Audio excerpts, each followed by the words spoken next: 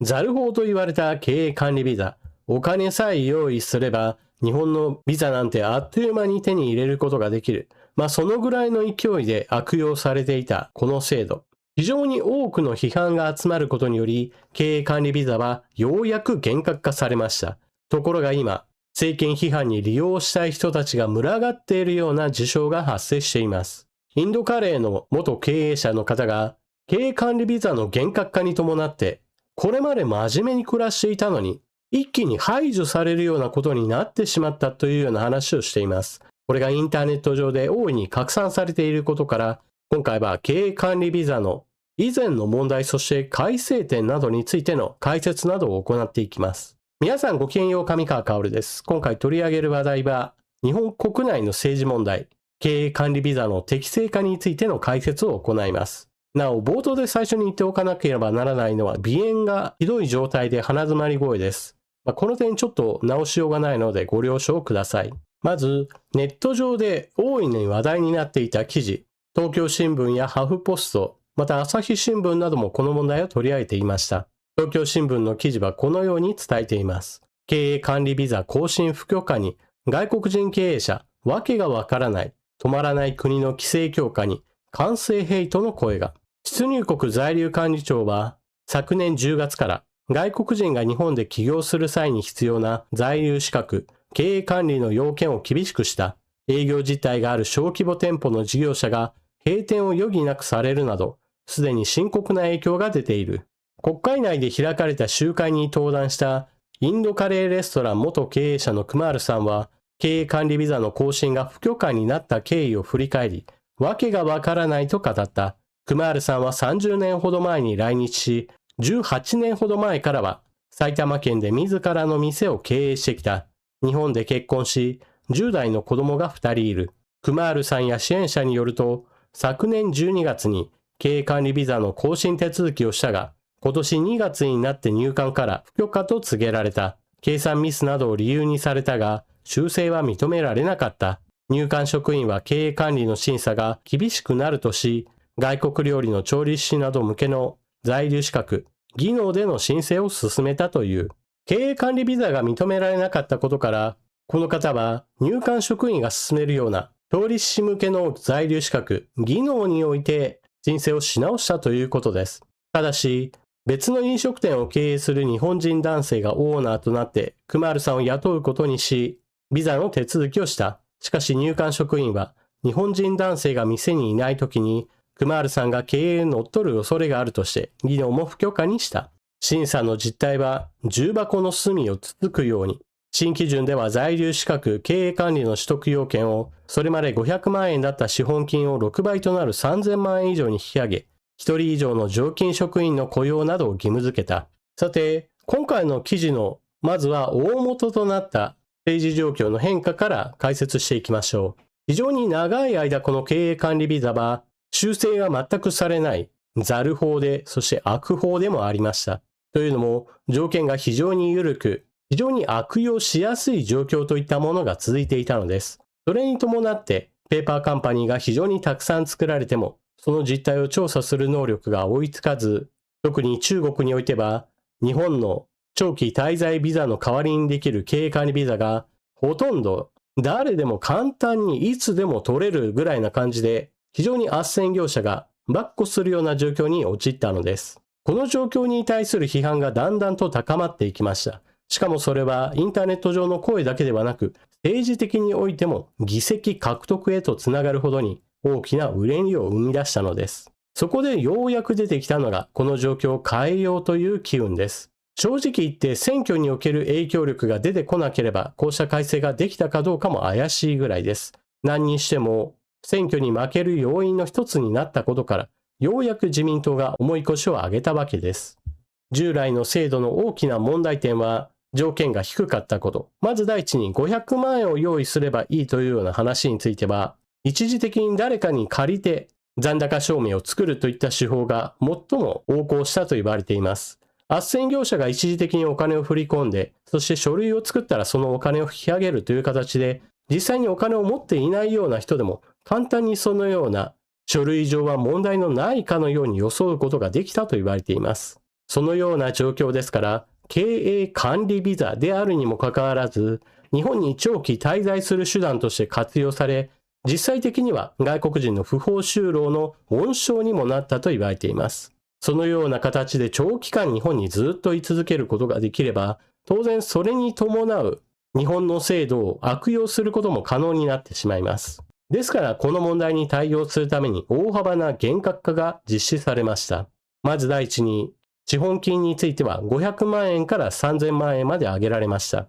この背景として挙げられているのが、先ほども述べたような一時的なお金を用意するという面でも、500万円から3000万円では明らかにハードルが違います。さらに、経済的な状況の変化といったものもあります。1ドル100円の時代から1ドル150円や160円の時代へと移り変わることによって、お金の用意するそのハードルそのものも変わってきたのです。従来500万円というのは日本の経済規模から考えれば明らかに安すぎる水準だったと言えます。そして経営管理ですから、一人社長については排除しようという考え方が新たに導入されました。従来であれば特に要件がなかった部分、日本国内において雇用を生んでくださいよといった点についても条件がつきました。そして日本語が喋れるかどうかについても新しい基準においては本人かもしくは職員がある程度の日本語能力を持っていることを求められるようになりました。つまり、外国人がやってきて外国人だけを雇う状態といったものは、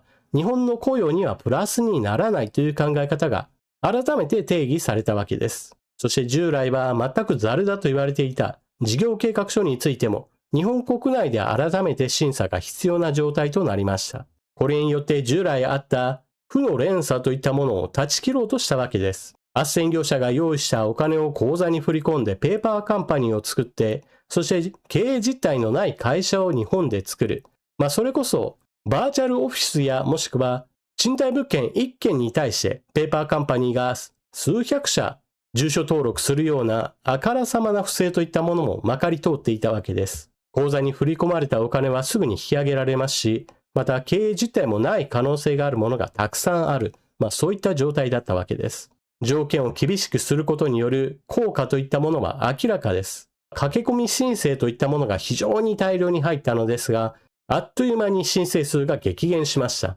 月平均1700件が一気に100件以下 90% 以上減少したのです。そしてそれぞれの厳格化した要件についても意味がありました。例えば500万円が一時的なお金で見せ金だったんでしょという点についても、たとえ金額を上げたとしても同じように見せ金を用意するような手口があるじゃないかというふうに考えるでしょう。しかし、金額面でどんどんと上がってくれば何が起こるかといえば、そのお金の出所については銀行も調査せざるを得なくなってきます。また、新しい条件が加わることによって審査する側もそのお金はどっからやってきたのかという点について問いただすようになったのです。所得が高くてそのお金が今は捻出できるようになったであるとか、もともと他の国で事業をやっていて、その余剰のお金がこのお金ですよみたいな、そうしたお金の流れについても、ある程度事情を説明するような書類を求めるようになったのです。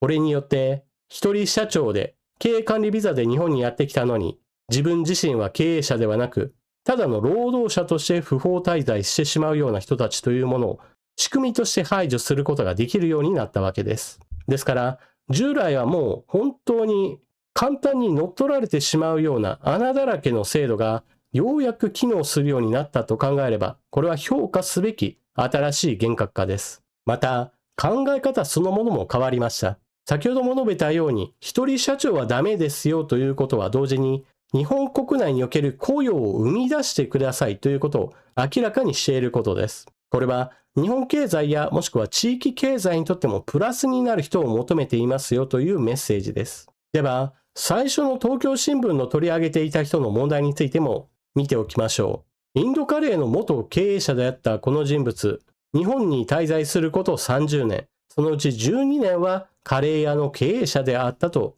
経歴が述べられています。日本に長く住むことによって結婚もし、子供も2人いる。ただし、どのような方と結婚したかについては不明です。そのこともちょっと頭に残しつつ、ここで一つ考えておくことが必要です。30年のうち12年は少なくとも経営者であったということから、その間に永住権やもしくは日本への帰化は考えなかったのかという点、永住権やもしくは日本への帰化という点については、5年、10年といったレベルで、少なくとも居住年数については条件をクリアすることができます。もちろん本人がいつかは自分自身はインドに帰るんだと考えて、永住権を獲得する気もないし、帰化も考えていない。そうした本人の意思があるのであれば、それはもう本人の意思ですから、何とも言いようがありません。しかし、今回問題となっているのは、経営管理ビザといったものの更新ができなくなった。もう出て行ってくれと言われて、そんなの許せないというような形で、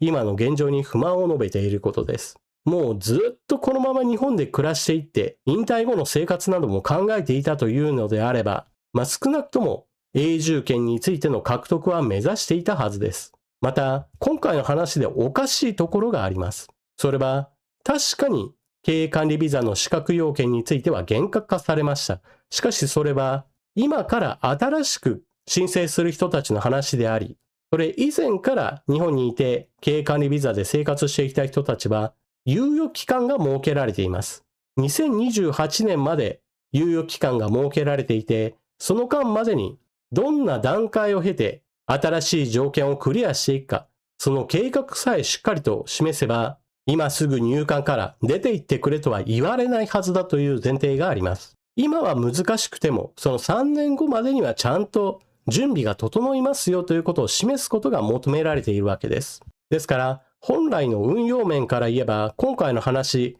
もういきなり出て行ってくれと言われるようになってしまったという話にはかなり首をかしげるようなことになっています。永住権を獲得する方向でも考え直してもよかったようにも思います。また、日本に来て30年、そして12年は経営者であったということから、経営管理ビザそのものの更新要件を満たしていなかったという点についても、これについてもちょっと首をかしげる部分があります。今回記事になった方の場合だと計算ミスなどがあったということを理由として跳ねられてしまったというような話だったわけですが、本当にそれだけなのかなというのもちょっと疑問に思いました。例えば、この猶予期間3年という期間をもってしても、資本金3000万円を説明することができません。つまり、経営実態として求められている水準にそもそも届いていない可能性といったものがあります。例えば、税金額を圧縮するためにものすごい経費を使った生活を行って収支トントンにしてしまって、